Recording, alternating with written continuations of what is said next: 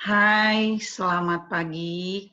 Kita bertemu kembali untuk belajar bersama, walaupun dengan belajar daring ya. Kita harus tetap semangat, kalian semangat, kita juga guru-gurunya semangat, walaupun dalam keadaan pandemi COVID seperti ini, kalian sebagai generasi muda harus tetap semangat. Semangat ya, semangat.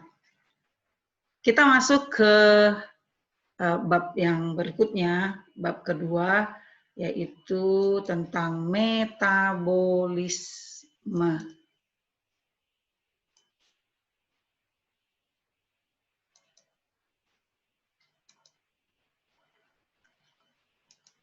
Nah, kita lihat sekarang metabolisme. Metabolisme energi. Nah, dari peristiwa ini bisa kita lihat bahwa pengertian dari metabolisme itu adalah seluruh reaksi kimia yang terjadi di dalam sel tubuh makhluk hidup yang melibatkan enzim. Jangan dilupakan ini ya, yang melibatkan enzim. Ada khusus nanti pelajaran kita tentang enzim. Berikutnya, metabolisme ini meliputi dua hal besar. Yang pertama adalah katabolisme, yang kedua adalah anabolisme. Katabolisme adalah pemecahan. Ingat ya, katabolisme itu adalah pemecahan. Apa yang dipecah? Pemecahan senyawa kompleks menjadi senyawa yang lebih sederhana. Contohnya peristiwa respirasi. Nah, berdasarkan sumber energinya, respirasi ya dibagi atas dua, yaitu respirasi aerob, ini maksudnya dia butuh O2. Dan yang kedua adalah respirasi anaerob. An artinya tidak, berarti dia tidak membutuhkan O2. Respirasi aerob ini akan melalui 4 tahapan, yaitu tahapan yang pertama adalah glikolisis, tahapan yang kedua adalah dekarboksilasi oksidatif pirufat, yang ketiga, ini 3, siklus Krebs, yang keempat, ini 4, transport elektron. Inilah tahapan yang terjadi pada respirasi aerob. Diingat ya, glikolisis, dekarboksilasi oksidatif, siklus Krebs, dan transport elektron. Kemudian respirasi anaerob yang tidak butuh O2, terdiri atas fermentasi asam laktat, dan yang kedua adalah fermentasi alkohol. Nah, yang kedua, dua bagian besar tadi. Yang pertama, katabolisme. Kalau kita sudah mengingat katabolisme adalah pemecahan, anabolisme itu adalah kebalikannya. Gampang diingat ya guys. Anabolisme itu adalah penyusunan. Kalau tadi itu pemecahan. Apa yang dipecah? Senyawa kompleks. Nah, sekarang bisa kita lihat apa yang disusun. Senyawa sederhana menjadi senyawa kompleks. Saya ulang ya. Jadi anabolisme itu adalah penyusunan senyawa sederhana menjadi senyawa yang kompleks. Peristiwanya bisa kita lihat dari peristiwa fotosintesis dan kemosintesis. Nah, di sini bisa kita lihat nih, ada kata-kata sintesis. Sintesis itu artinya penyusunan. Apa yang disusun? Senyawa sederhana menjadi senyawa kompleks. Dan di sini ada kata fotos. Fotos itu adalah cahaya. Berarti dia menyusun senyawa sederhana menjadi senyawa kompleks dengan bantuan energi dari cahaya, umumnya cahaya matahari. Sedangkan kemosintesis, penyusunan senyawa sederhana menjadi senyawa yang kompleks dengan menggunakan energi dari reaksi-reaksi kimia. Diingat ya. Kita lanjut. Sebelum kita masuk ke tahapan glikolisis, Ibu ingatin lagi ya. Tadi kan kita katakan bahwa metabolisme itu peristiwanya melibatkan enzim. Nah, di sini tugas kalian untuk merangkum enzim. Enzim itu pengertiannya, kemudian komponen-komponen enzimnya, kemudian sifat-sifat enzimnya, cara kerja enzim, yang terakhir itu faktor-faktor yang mempengaruhi kerja enzim. Tetap semangat ya, kalian merangkum, sambil merangkum kalian bisa mempelajarinya. Berikutnya kita masuk ke glikolisis. Kita lihat dulu nih pengertiannya ya. Glikolisis itu berasal dari kata gliko dan lisis. Gliko sama itu artinya dengan glukosa. Sedangkan lisis itu artinya pecah atau pemecahan. Jadi, glikolisis itu adalah proses pemecahan satu molekul glukosa menjadi, ini harus diingat nih, menjadi 2 asam pirufat, 2 NADH, dan 2 ATP. Nah, inilah yang dipecah dari senyawa kompleks tadi menjadi senyawa yang sederhana. Saya ulang, 2 asam pirufat, 2 NADH, dan 2 ATP. Ini yang harus kita pelajari sehingga kita bisa melihat ya, bisa membuktikan hasil dari glikolisis itu tadi. Nah, pertama sekali kita harus tahu dulu nih, di mana tempat terjadinya glikolisis itu. Tempat terjadinya glikolisis itu ada atau berlangsung di dalam sel, tepatnya pada sitosol. Sitosol atau sitoplasma. Nah, kita lihat sekarang tahapan-tahapannya ya. Tolong diperhatikan. Ini Ibu nih udah sengaja nih pelan-pelan supaya bisa kita mengerti. Diikuti ya. Nah, ini kita lihat nih. Glukosa, tadi kita katakan bahwa bahan dasarnya itu adalah glukosa. Glukosa itu terdiri dari 6 karbon ya. 6 karbon, 6 atom C-nya. Bisa kamu lihat nih, 1, 2, 3, 4, 5, 6. Tahap yang pertama, glukosa ini akan berikatan dengan gugus fosfat dari ATP dengan bantuan enzim heksokinase sehingga membentuk glukosa 6 fosfat. Ya, perhatikan ya. Bukan berarti di sini ada 6 fosfatnya. Di sini tadi kita katakan karbonnya ya ada 6. Jadi fosfat itu berikatan di atom karbon nomor 6. Kemudian ini perlu saya ingatkan lagi nih. Di sini ada ATP. Paham nggak ini ya? ATP itu adalah sumber energi. Adenosin trifosfat. Jadi fosfatnya ada 3. ATP diambil 1. Diambil 1 tadi berikatan ke glukosa. Berarti kurang dong 1. Nah, yang tadinya trifosfat, 3 fosfat, diambil 1, maka akan menjadi adenosin difosfat. Berarti fosfatnya tinggal 2. Paham ya sampai di sini? Oke, kita lanjut. Glukosa 6 fosfat dengan bantuan fosfoglukoisomerase. Di sini ada kata-kata isomerase, berarti ini peristiwa isomer. Isomer itu rumus bangunnya berbeda.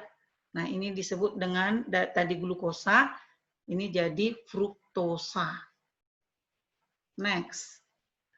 fruktosa 6-fosfat ya oleh bantuan enzim fosfofruktokinase. Nah, di sini kita lihat nih, ada lagi nih pemakaian energi dari ATP. Berikatan ke fruktosa 6-fosfat. Ingat, tadi fosfatnya udah ada satu ya, di atom karbon nomor 6 ya. Diikat lagi nih satu, berarti ada 2 dong fosfatnya. Di nomor 6, tambah lagi 1, jadi fruktosa 1,6 difosfat. Nih, saya tekankan nih, difosfat. Berarti fosfatnya ada 2. Di atom karbon nomor 1 dan di nomor 6. Paham ya? Lanjut. Nah, sekarang fruktosa 1,6 difosfat akan dipecah. Ini dengan bantuan enzim aldolase. Bantuan enzim aldolase. Ini dipecah, ini kita lihat di sini nih. Nah, dia dipecah menjadi gula dengan 3 atom karbon yang berbeda. Yang pertama di sini ada gliseraldehid 3-fosfat atau disebut G3P. Dan satu lagi dihidroksiaseton fosfat. Dihidroksiaseton fosfat ini dia yang labil ya. Berikutnya, tahapan berikutnya di sini ada konversi antara dihidroksiaseton fosfat ini terhadap gliseraldehid 3-fosfat, di mana reaksi ini tidak pernah mencapai titik keseimbangan. Karena dia tidak pernah mencapai titik keseimbangan, maka yang dipakai untuk tahap berikutnya, tahap selanjutnya adalah si gliseraldehid 3-fosfat ini. Nah, selanjutnya, lihat ya. Nah, gliseraldehid 3-fosfat, ingat ya, di sini tadi ada 2 nih, kiri, kanan. Peristiwa di kanan itu sama dengan yang di sini nanti. Oke, diingat ya. Saya ulang. Ini tadi kan dipecah menjadi 2 nih. Dan yang dipakai untuk tahapan berikutnya adalah si gliseraldehid 3-fosfat. Peristiwa di sebelah kanan ini sama dengan peristiwa di sebelah kiri. Oke, kita lanjut. Gliseraldehid 3-fosfat ini dengan bantuan triose fosfodehidrogenase dia nanti akan membentuk, lihat, 1,3D fosfogliserat. Di sini ada lagi nih D. Nah, di sini bisa kita lihat ada 2 peristiwanya di mana si G3P ini dioksidasi melalui transport elektron ke NAD+. Transport elektron ke NAD+, sehingga terbentuk NADH. Apa itu NAD? NAD itu adalah nikotinamin adenin dinukleotida. Dia tadi menerima transport elektron sehingga membentuk NADH. NADH adalah nikotinamin adenin dinukleotida hidrogen. Ini merupakan sumber energi juga, tapi tidak bisa digunakan secara langsung. Harus diubah dulu menjadi ATP. Nah, itu nanti pada tahap-tahap berikutnya. Hasil reaksi ini dia menghasilkan energi. Energi itu dipakai untuk mengikat fosfat, mengikat P yang di sini nih. Sehingga gliseraldehid 3P ada penambahan lagi dong, P. Nah, inilah yang disebut dengan 1,3-di fosfogliserat. Ada di atom karbon nomor 1 dan atom karbon nomor 3. Next. 1,3-di fosfogliserat oleh bantuan enzim fosfogliserokinase. Dia akan membentuk 3 fosfogliserat. Nah, lihat nih ya, 3 fosfogliserat. Fosfatnya udah tinggal 1 nih. Jadi 3, tadi kan 1,3. Dikemanain fosfatnya? Lihat nih, ini kan tadi ada 2 nih. Ini akan transfer. Fosfat ini ditransfer ke ADP. Ditambah 1 berarti jadi 3 dong. Sehingga dia menjadi ATP. Paham ya? Saya ulang. Ini tadi 3 nih. Di nomor atom 3, ini nomor atom C nomor 1. P yang di sini ditransfer ke ADP. Tambah dong 1 fosfatnya sehingga dia membentuk ATP. Sama ya peristiwanya di sini. Berarti yang sebelah kiri juga ada ATP, ada NADH.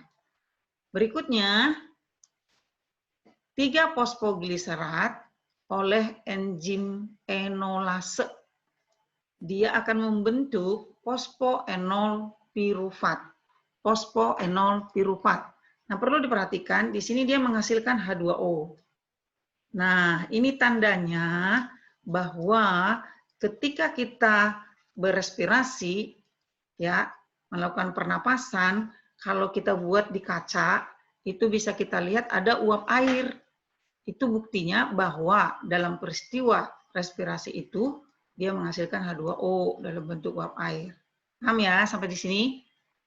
Fosfoenol pirufat oleh bantuan pirufat kinase menjadi asam pirufat. Asam pirufat. Lihat nih, tinggal 1 dong tadi P-nya. Nah, fosfat yang di sini tadi, gugus fosfat yang di sini tadi, akan berikatan lagi ke ADP. Tambah lagi dong 1 fosfatnya, sehingga dia menghasilkan ATP. Nah, kejadian ini juga ada di sebelah kiri. Berarti di sini ada ATP, di sini ada H2O, di sini ada ATP lagi, di sini ada lagi NADH. Ingat ya, jadi di peristiwa ini ada 2 NADH, kiri kanan satu-satu, ada 4. 1, 2, 3, 4 ATP. Oke, kita lihat lagi nih ke sini. Dari glukosa sampai terbentuknya fruktosa 1,6 difosfat, di sini dia membutuhkan energi, dia butuh ATP. Sehingga disebut ya fase atau tahapan endergonik atau bahasa kerennya disebut dengan investment phase. Jadi tahap memakai energi. Tahap memakai energi. Nah, yang di sini ya dari G3P ini sampai terbentuk asam pirufat, dia melepaskan ATP atau menghasilkan ATP sehingga disebut fase eksergonik atau disebut juga payoff phase, ya, fase ya menghasilkan. Jadi di sini bisa kita lihat ada 4 ATP. Tapi tadi ada digunakan dipakai nih 2. Ya. Jadi dihasilkan hasil bersihnya dihasilkan 4 dipakai 2 sehingga ATP yang dihasilkan secara bersihnya itu 2 ATP. Nih 2 NADH, satu di kiri, satu di kanan. 2 asam piruvat, satu di kanan, satu di kiri. Oke, kita lihat ya. Proses glikolisis, pembentukan 1,6 fruktosa di fosfat, berarti di situ peristiwanya membutuhkan 2 ATP. Pemecahan 1,6 fruktosa di fosfat menjadi 2 asam piruvat, dia menghasilkan atau melepaskan 4 ATP. Ingat ya yang tadi ya. Sehingga hasil bersih dari glikolisis itu terdiri dari 2 ATP, 2 asam piruvat, 2 NADH. Paham ya sampai sini? Kita lanjut. Ini sudah terima kasih, berarti sudah selesai.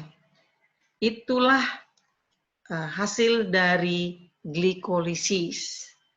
Jadi glikolisis itu tadi adalah pemecahan satu molekul glukosa, itu tadi senyawa kompleksnya, dipecah menjadi senyawa sederhana, yaitu 2 asam piruvat, 2 NADH, dan 2 ATP.